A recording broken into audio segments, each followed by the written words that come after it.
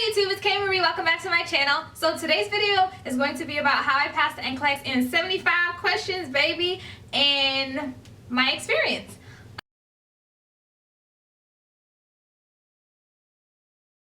So in terms of my experience is what I'll start with. So the day of the Nclex, I got up that morning.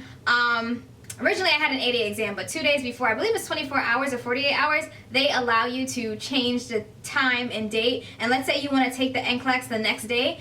People are always dropping out, so you always want to double check for stuff like that. Side note, so I scheduled the exam for 2 p.m. because I had been studying like late, so there was no way I was getting up for an 8 a.m. And that's something you want to remember. If you're not a morning person, they give you the opportunity to take it at 2 p.m. and maybe other sites give you other times. Work with that. Finesse with that. Yes, it would be nice to have the whole day free, but it's kind of better you go in better prepared for the exam. That's the focus. This is your license, your life, yes. So in terms of breakfast, I had a relatively light breakfast. Don't really remember what I ate, but for lunch, I had what I would usually eat before I had exams.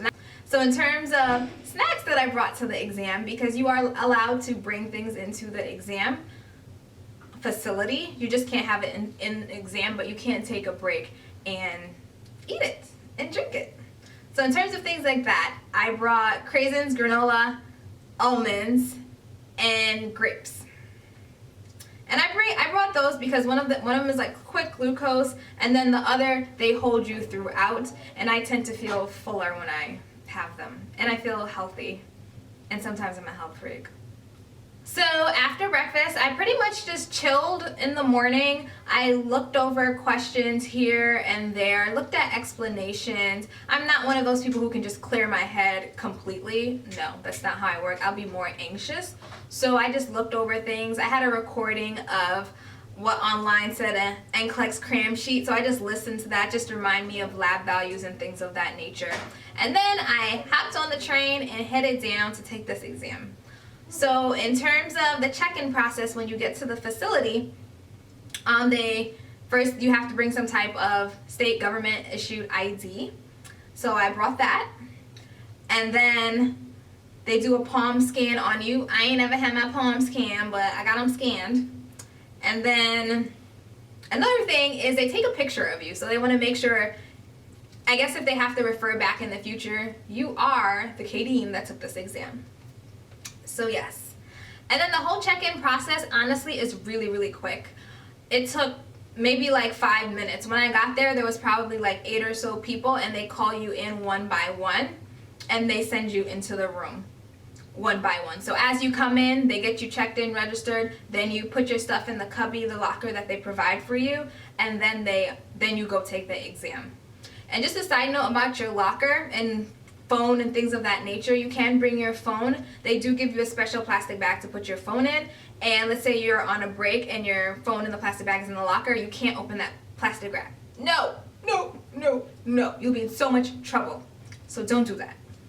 Don't be antsy. So got into the exam.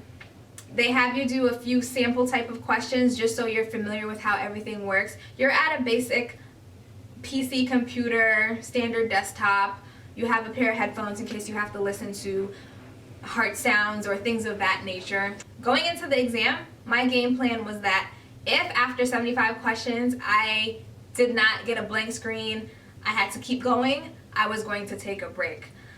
Doing this, planning on how you're going to manage things, just prepares you so you don't panic and frighten. Because I knew if I had to just keep going straight, I was either going to get all tired or feel like I couldn't concentrate, and then I'd also slightly feel discouraged just a little bit, so I'd want to just rejuvenate, refresh for the next round of questions. And then during that time I'd probably like drink some water. Also, when you're in that little cubicle, you are given a laminated sheet or a whiteboard with a marker, which I heard was supposed to be dry erase, but mine was permanent, and you're able to make little notations. Let's say you need to do a drip calculation or something like that on the exam, you're able to do that on that scratch sheet.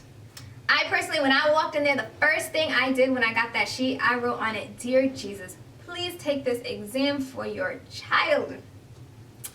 And he answered in prayer. Going through the exam, in terms of questions, I've always been that type of person. let's say I had a standard paper exam and I could go back and forth through questions, I would run through all the questions, note my gut feeling answer, and then go back through it. On the Nclex, you can't do that. You have to focus on that one problem and keep going. In terms of a tip that I usually do, I always make note of my gut feeling answer and then make sure it's solidified in there. And if I come down to answers that I'm not sure of something, I just go back with the gut feeling answer, because sometimes like your brain recognizes information after all the time you've been studying, all the things you're looking at. Sometimes at the forefront, consciously you can't notice it, but you know it. You know it. Nurse out there, you know it. So yeah. In terms of question types, I feel like I got a lot of priority type questions, as well as I had quite a number of select all that apply questions. Select all that apply questions to me are kind of scary, just because you get one wrong and then boom, the whole question's wrong. So at 75 questions, my clock stopped and I was like, okay, blue screen. And then pretty much at the end, we had a survey that we had to do, and then we were out of there. Overall, it wasn't too bad. I didn't feel like I failed coming out.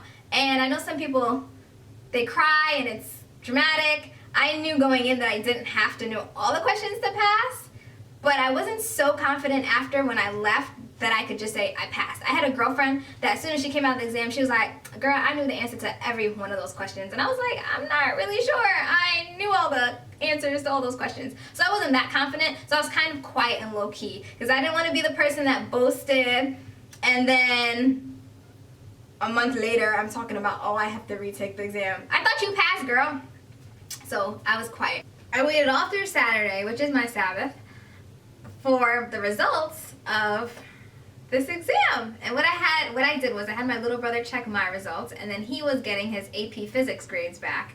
So I checked his. And I'm waiting. I gave him what he got, and then I'm waiting, and I was like, Keith, what's happening? And he's like, it just says you passed. I'm like, what? This is a big deal. And then yeah, so that's how I found out. I didn't do the peer review trick just because there's so much that you have to confirm. So if you lose $200 trying to do that trick, it's on you. But from all the videos and the experiences that I've seen, it seems pretty accurate. I don't know. So many people seem to have done it, but nobody I personally have known has done it. They've just done quick results. So that's what I did. I paid $8 for it. It's not really that much. $8 in comparison to $200, the risk of, to me, I don't know.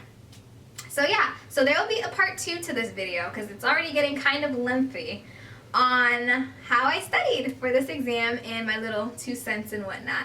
Hope you liked this video. Give it a thumbs up. Don't forget to like, share, comment, and subscribe, and I'll see you guys next time.